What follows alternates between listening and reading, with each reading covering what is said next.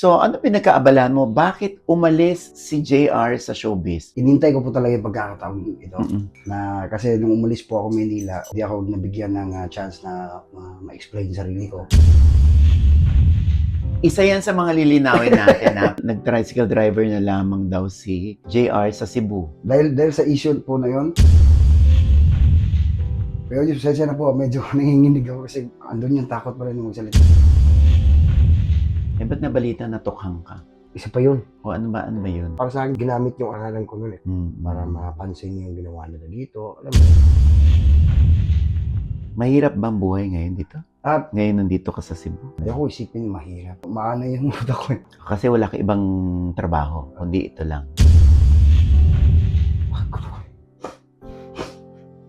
Papagod ka na.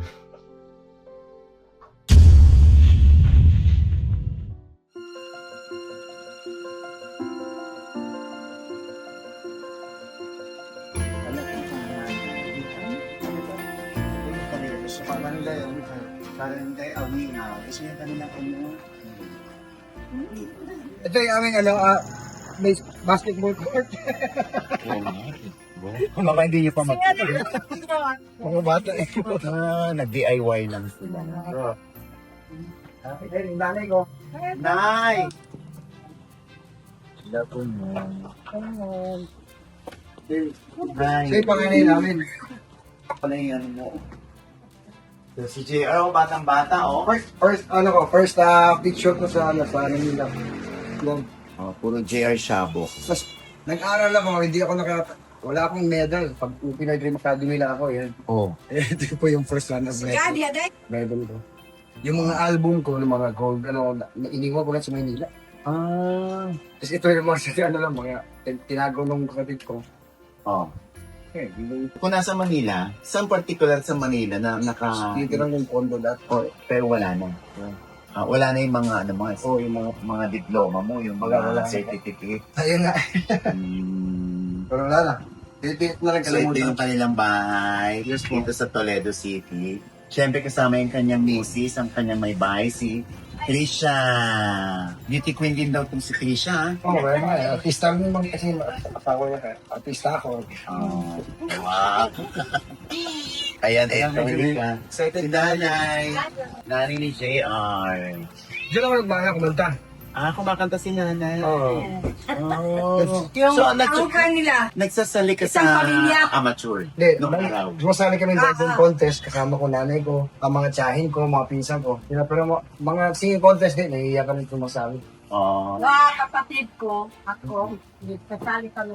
Meron siyang kapatid, tiyahin ko nun. Parang na-contest kasi talo sa kanya si ano. Sino siya? Doon siya mo. Natalo niya si Dulce. Invest namin. Babae. Kaya hanggang ngayon, pinagmamalaki pa rin niya.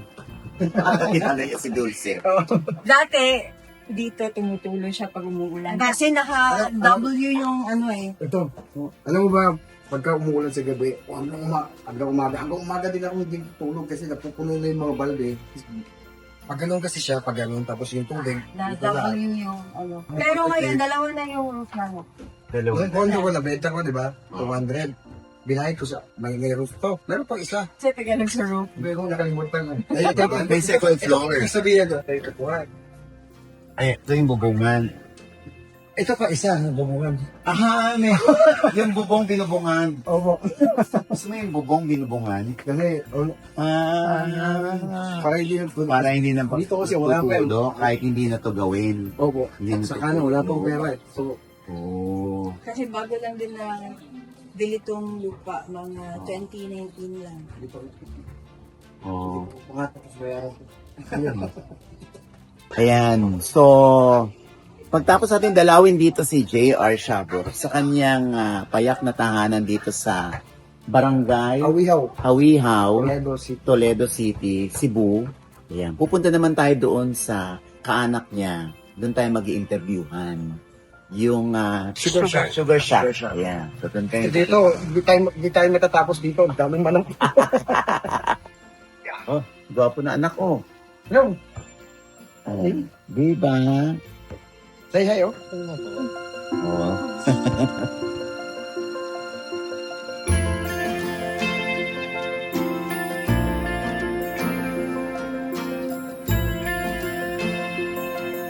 Lumipad po ang aming team dito sa Toledo City, Cebu para makausap at makita ang dating kaibigan na ngayon ko lang ulit nakita pagkatapos ng kanyang pananalo bilang first runner-up sa Pinoy Dream Academy 2006 kung saan si Yeng Constantino yung grand winner at siya naman yung first runner-up. Walang iba, kumusta na kaya siya? J.R. Shabok.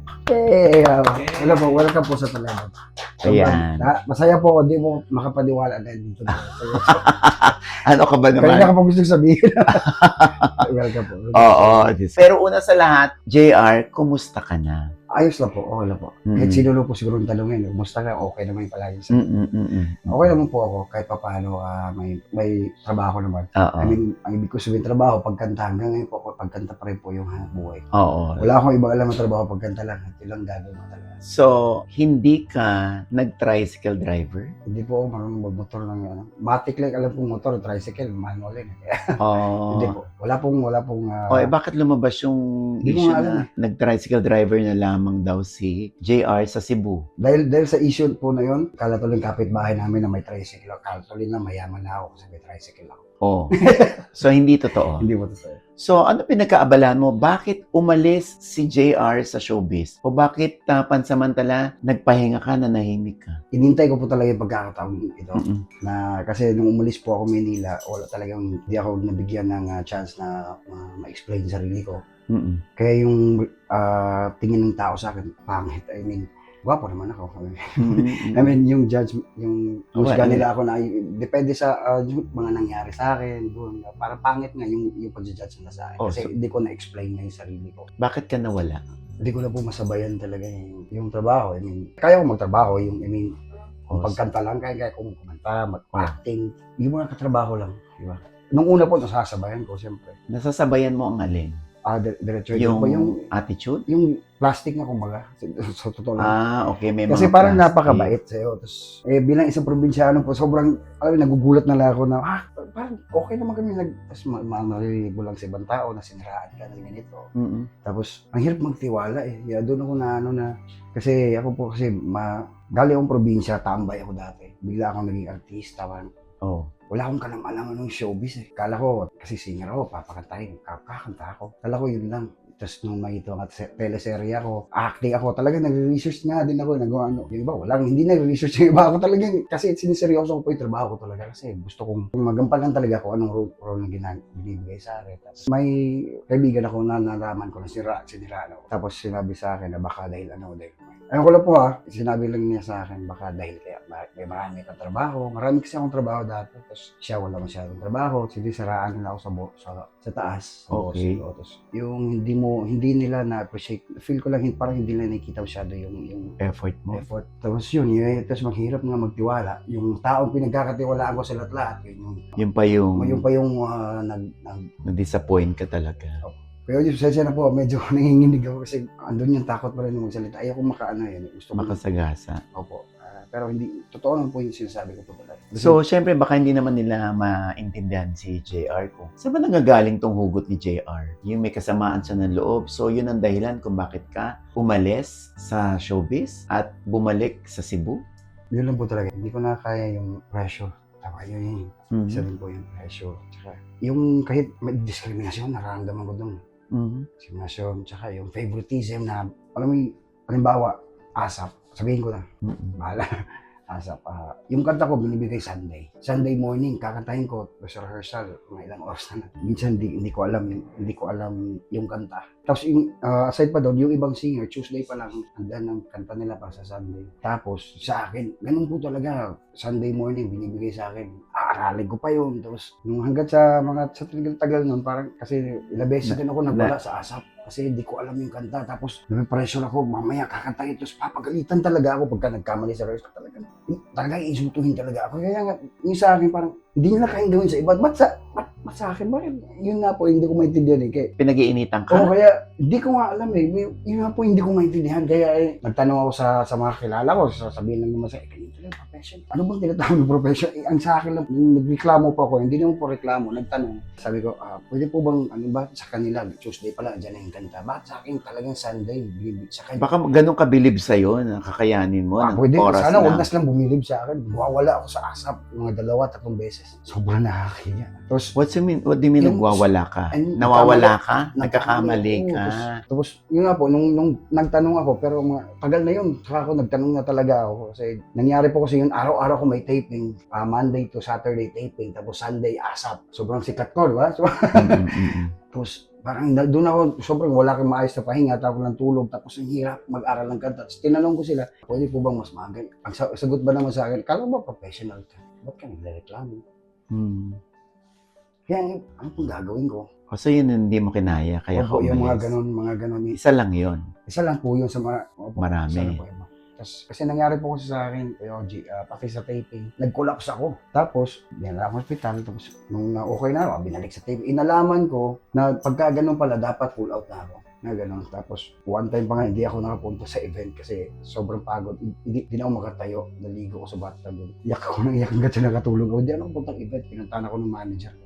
Tapos, kumatok siya sa bahay. Sumagot ako kasi nagising ako. Sumagot ako. Sabi ko, tulong. Hindi ako makatayo. Alam mo, sobrang pagod. Sino ba mga naging kaibigan mo lang sa showbiz? Yung mga nakatrabaho ko, pero yung sa showbiz na mga kasing kaibigan, baka yung lumalabas kayo, sa mga Hindi. personal na mga ano, parang Oo. hindi ako komportable kasi mag-open up eh. So, sino lang yung mga ka-close mo na namimiss mo ngayon? Siyempre, una yung taga-PDA. Si Jolo, talagang close ko yung si Jolo Villa. Mm-mm. Kasi hindi ko makalimutan niya kasi nung talagang nawalan na akong trabaho, yung tulong-tulungan ako. Mm-mm. So, dito, kaya nga tinatanong nila, sana malinaw sa kanila, kung bakit umalis si JR.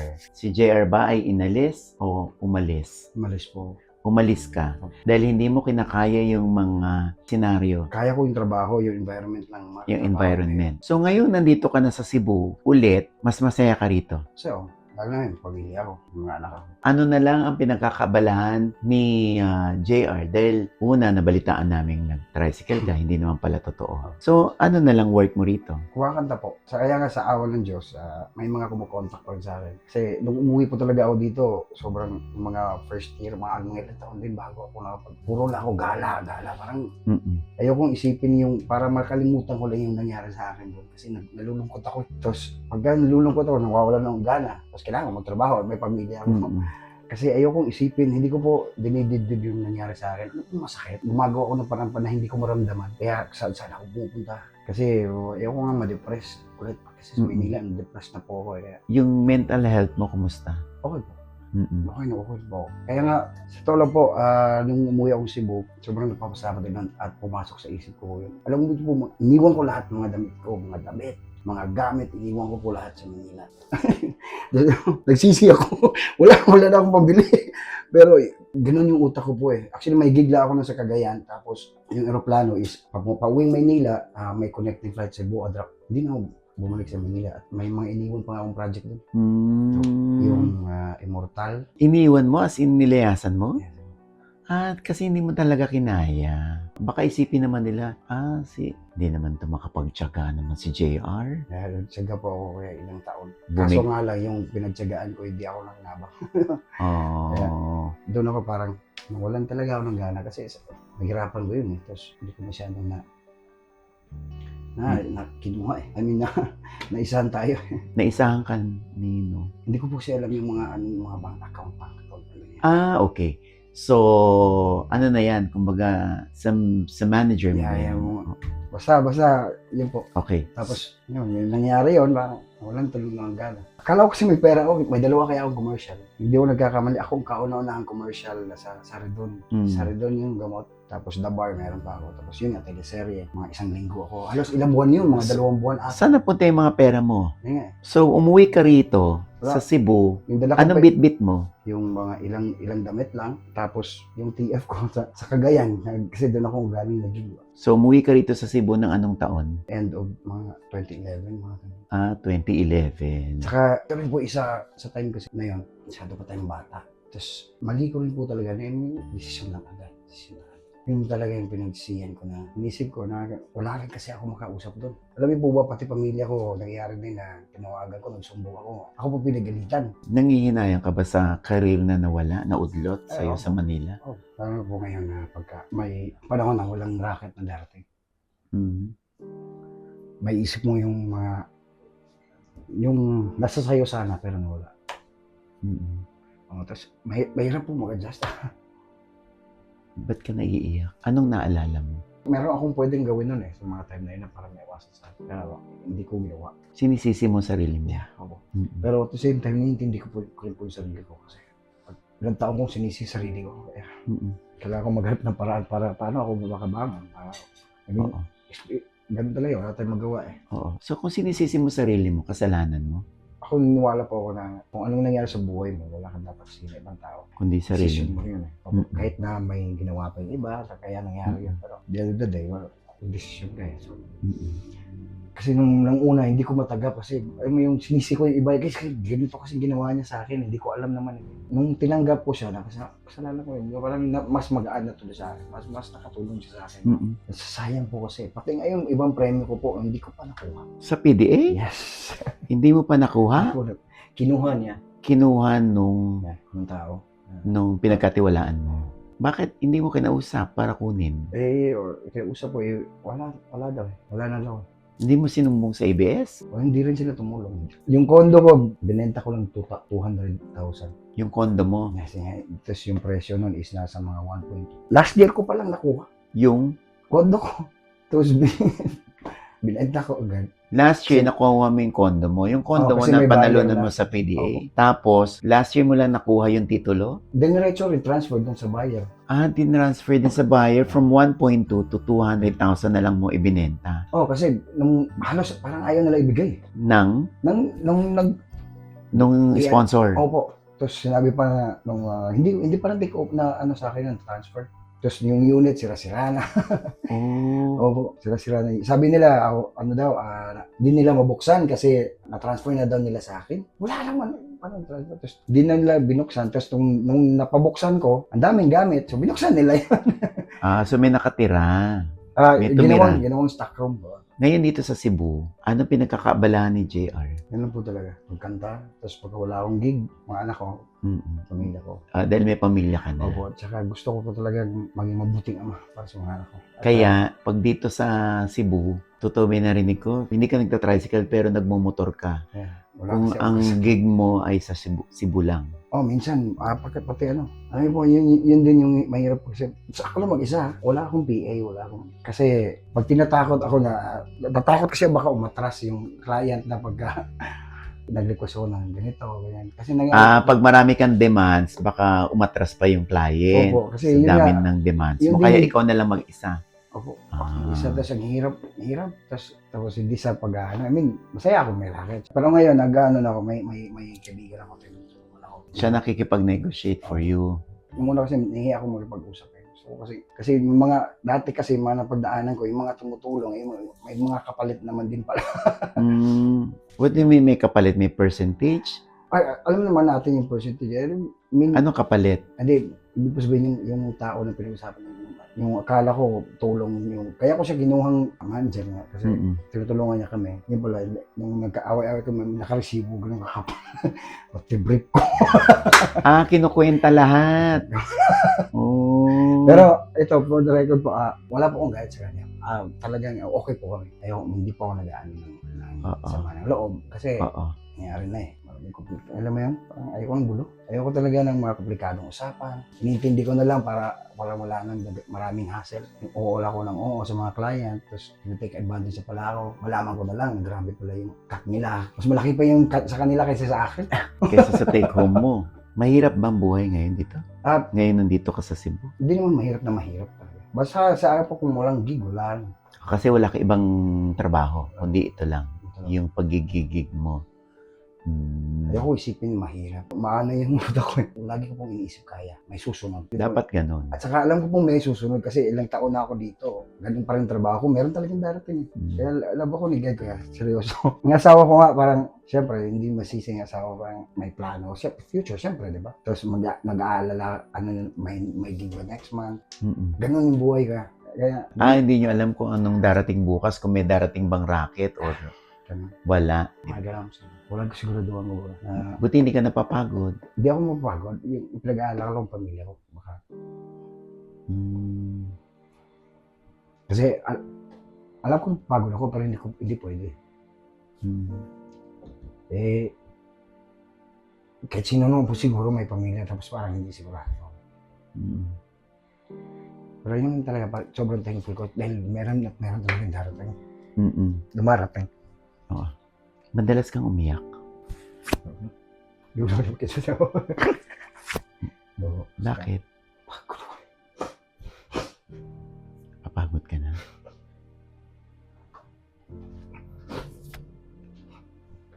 Pero, sanay na ako dati ko ito eh.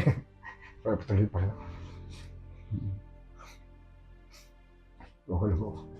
Sanay ko. May nag-reach out ba sa'yo na kaibigan mo from the industry? Or ikaw mismo nag-reach out sa kanila para humingi ng suporta, ng tulong? Wala, pero hindi na ako nag-reach out eh. Nahiya po siya. Takot po baka Papahiya ka.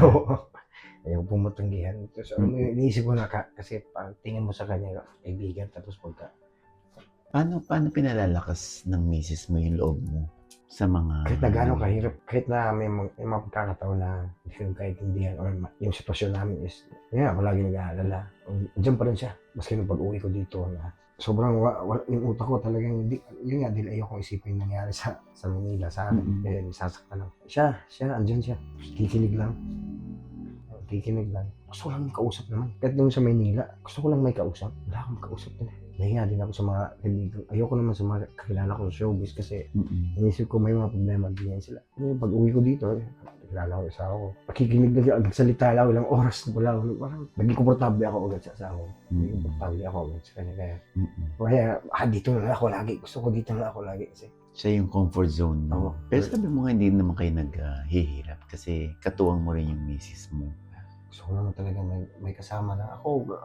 Kaya ko kahit may trabaho, kaya ko. Kasi lakas ng rason eh. Kaya papatuloy ako. Bakit? Kung wala yung pamilya mo? Hindi ko alam. Kaya nga sinabi ko po kanina, thankful din ako na pumasok sa utak ko na umuwi ako dito. Kasi kung doon pa ako sa Manila, hindi ko. Ang dami ko lang maling desisyon doon. Kasi kasama ko lang si Bisyo dati.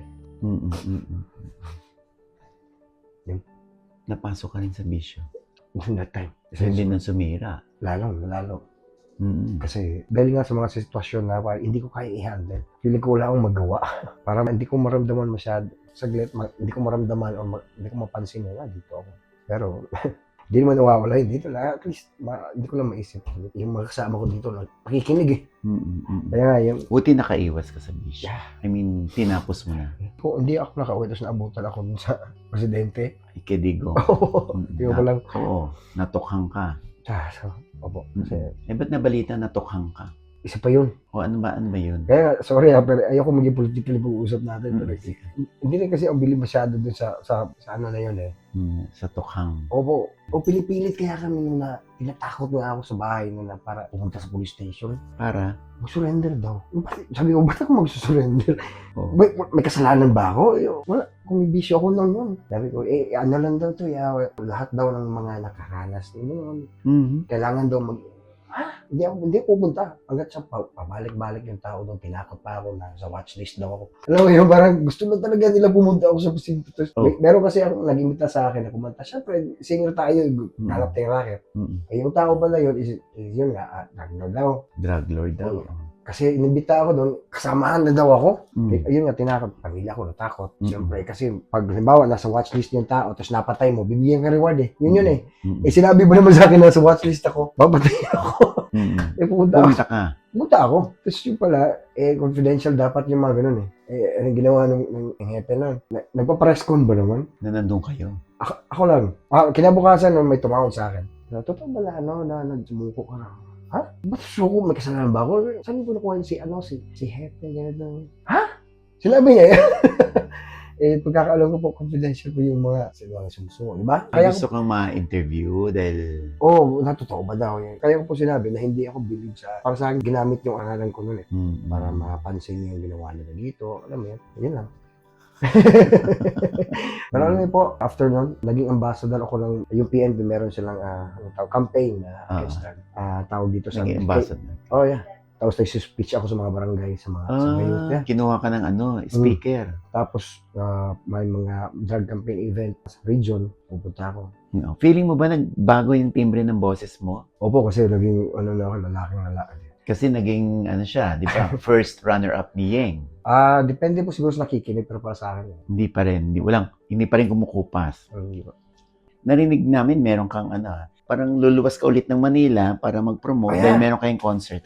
Ito, sana po sa mga nagmamahal sa amin dati, sa September 19 po, meron kami nga 20 years na namin. Ng PDA? Oo, grabe, 35 na ako.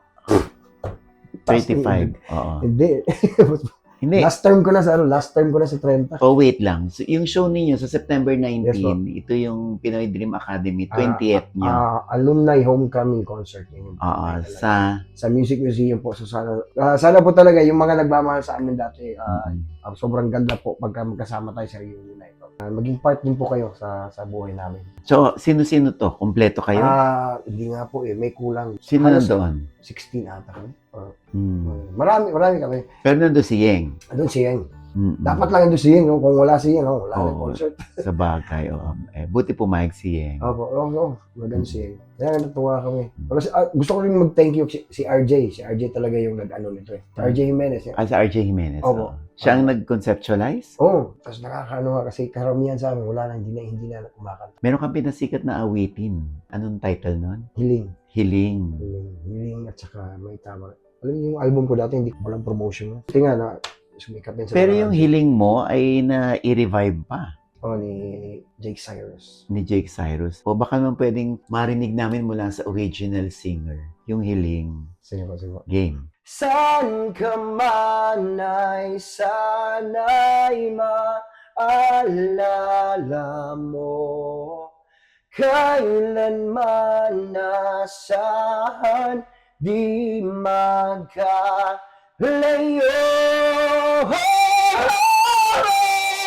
Tanging ikaw lamang ang aking ibigin.